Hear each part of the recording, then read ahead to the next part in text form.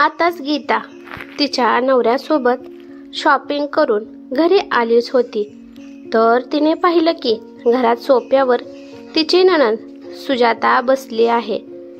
सुजाताला पाहून गीता काही म्हणाली नाही, परंतु तिचा नवरा शुभम तिला म्हणाला की अगं सुजाता ताई, तू कधी आलीस? सुजाता म्हणाली की जेव्हा तुम्ही शॉपिंगला गेला होता त्याच्या थोड्या वेळानंतर मी लगेच आले.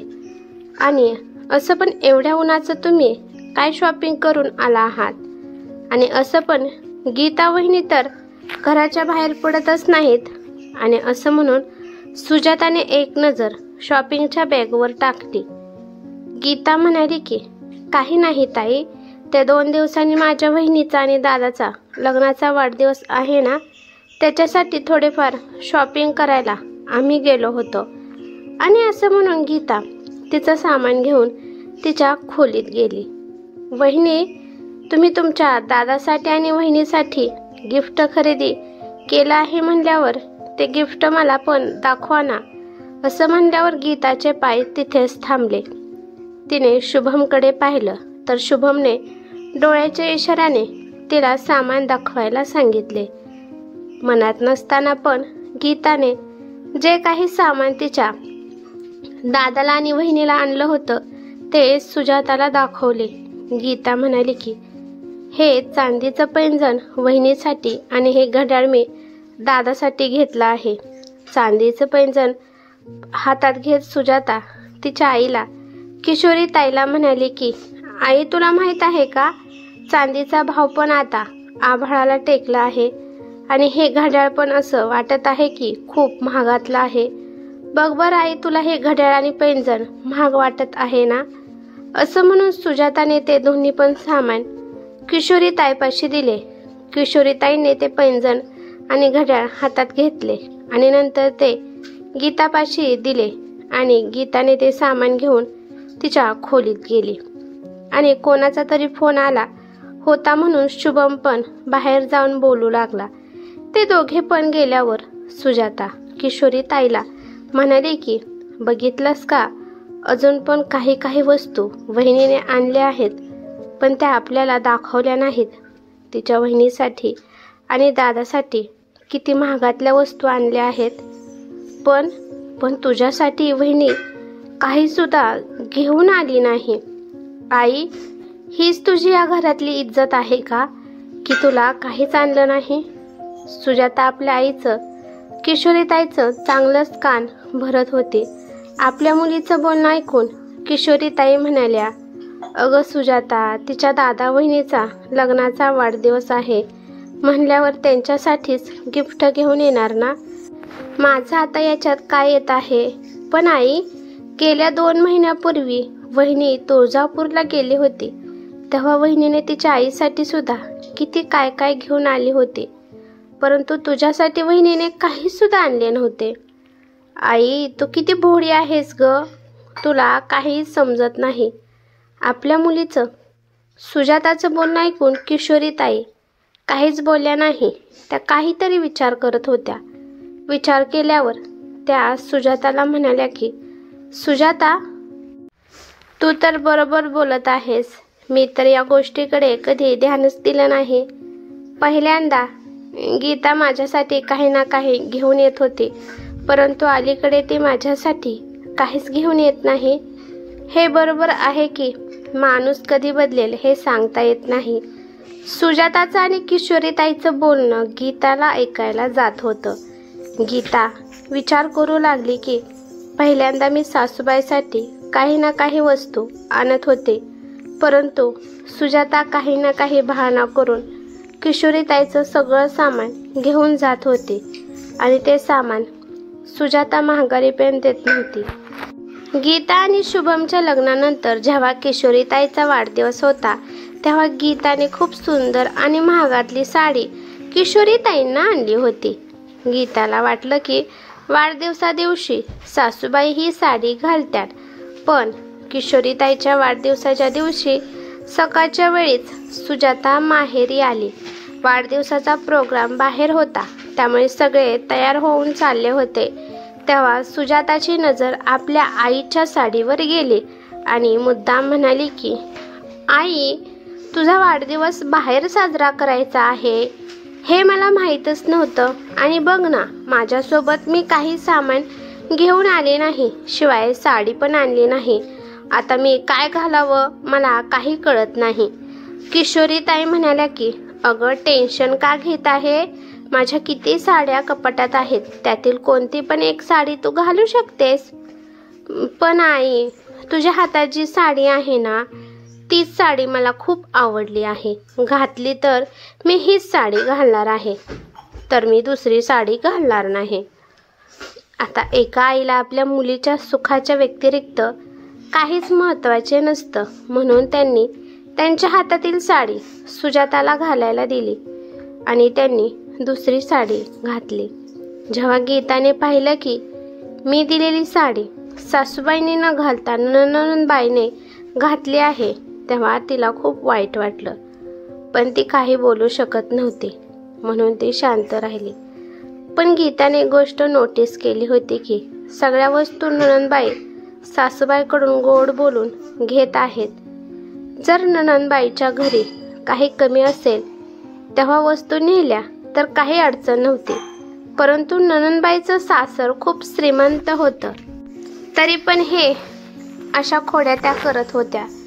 पण यावर्षी गीताने काही पैसे साठवले होते आणि ती पैशातून ती तिच्या सासूबाईसाठी एक सोन्याची ठुशी घेणार होती. तिला तिच्या भावाने, आईने, वडिलांनी दिलेले, शिवाय नवऱ्याने दिलेले पैसे ती स्वतःसाठी न खर्च करता ती सासूबाईला ठुशी घेण्यासाठी पैसे साठवत होती. वाढदिवसाच्या दिवशी गीताने ठुशी विकत आणली आणि आपल्या सासूबाईला सकाळच्याच वेळी दिली. गिफ्ट पाहून सासूबाई खूप खुश झाल्या आणि त्यांनी लगेचच गळ्यामध्ये ती ठुशी घातली. सकाळपासून सासूने गळ्यात तो दागिना घातला होता, परंतु संध्याकाळी जेव्हा सुजाता आली तेव्हा तिने लगेच आईच्या गळ्यातील ठुशी पाहिली आणि ती लगेच आईला मागू लागली. त्यानंतर किशोरी ताई म्हणाल्या की अगं सुजाता, हे गिफ्ट सुनबाईने मला दिलं आहे, तर मी हे गिफ्ट तुला कसं देऊ? सुनबाईला वाईट वाटेल. किशोरी ताई ती ठुशी सुजाताला देण्यासाठी नकार देत होत्या. आपल्या आईचं बोलणं ऐकून सुजाता म्हणाली की अरे वा आई, आता तुला तुझ्या मुलीपेक्षा तुझी सून जवळची वाटू लागली आहे. या 2 कवडीच्या ठुशीसाठी मला फरक समजत आहेस. आज जर माझे बाबा जिवंत असते तर मला हा दिवस बघायला मिळाला नसता. आज खरंच मला माझ्या बाबांची खूप आठवण येत आहे. असं म्हणून सुजाता आईपाशीच रडण्याचं नाटक करू लागली.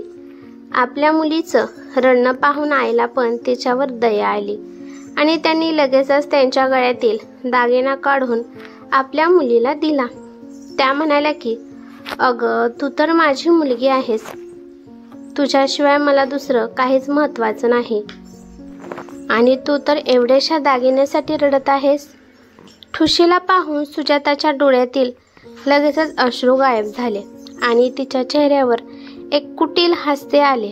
ती ठुशी घालून जेव्हा गीतासमोर आली तेव्हा गीताला सुजाताचा खूप राग आला.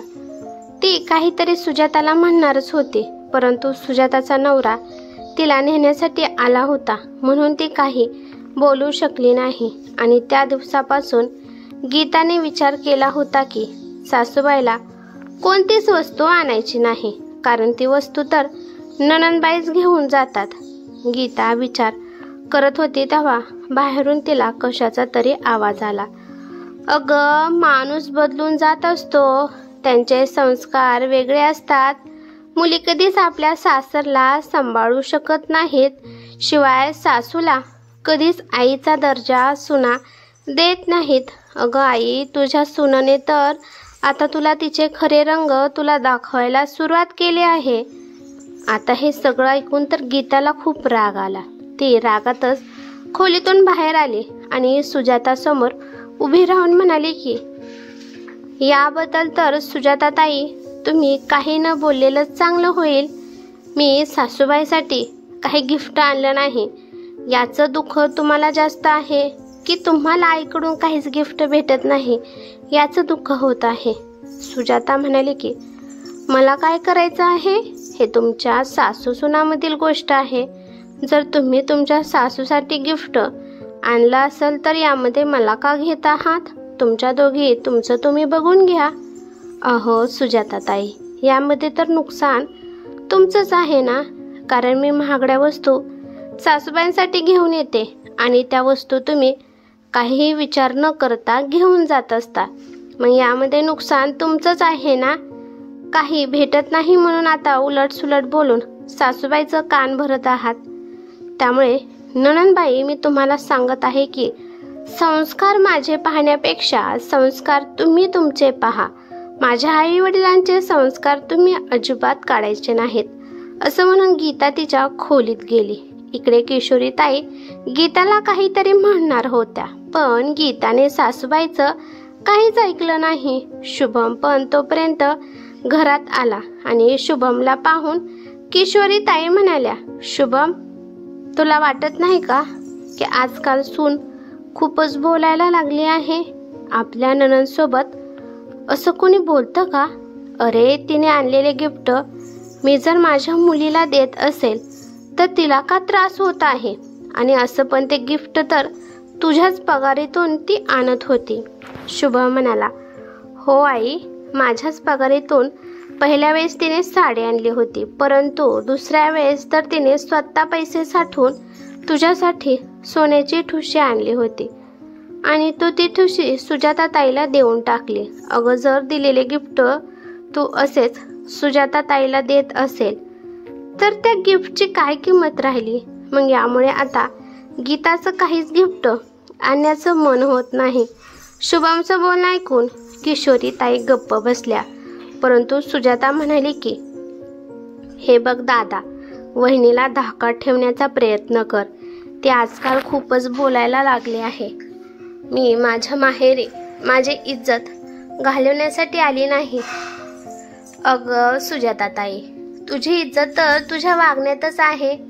तुझं वागणं तसं आहे की तू तुझ्या हाताने तुझी इज्जत घालवत आहेस. तुला तुझं थोडं तरी डोकं असायला पाहिजे होतं. जर कोणी एखाद्याला प्रेमाने गिफ्ट देत असेल तर त्या गिफ्टवर विनाकारण तू तुझी नजर का ठेवत असते? आणि शिवाय तुला कशाची कमी आहे? जेव्हा तुला गरज असते तेव्हा तर आम्ही तुला गिफ्ट देतच असतो की. जर घरात येऊन तू अशा चाहड्या लावत असशील तर घरात कोणी सरळ बोलणार नाही. त्यामुळे या भानगडीत मी काही बोलू सुद्धा शकत नाही. शेवटी आपल्या भावाच्या तोंडून असं बोलणं ऐकून सुजाताला राग आला आणि ती लगेचच तिच्या सासरी निघून गेली. यानंतर ती कधी कधी येत होती, परंतु थोड्या वेळ थांबायची आणि लगेच निघून जात होती. पुढच्या वाढदिवसादिवशी गीताने आणि शुभमने मिळून किशोरीताईसाठी सोन्याच्या बांगड्या आणल्या, पण यावेळेस किशोरीताईंनी त्या बांगड्या आपल्या मुलीला न देता स्वतः घातल्या होत्या आणि हे पाहून शुभम आणि गीता पण खूप खुश झाले होते. लोभ म्हणजे एक पछाडलेपण आहे, व्यसन आहे. ते कधीच क्षमवता येत नाही. त्याला जितके प्राप्त होते तितके त्याचा हव्यास वाढतो. ही कथा कशी वाटली ते मला कमेंट करून नक्की सांगा.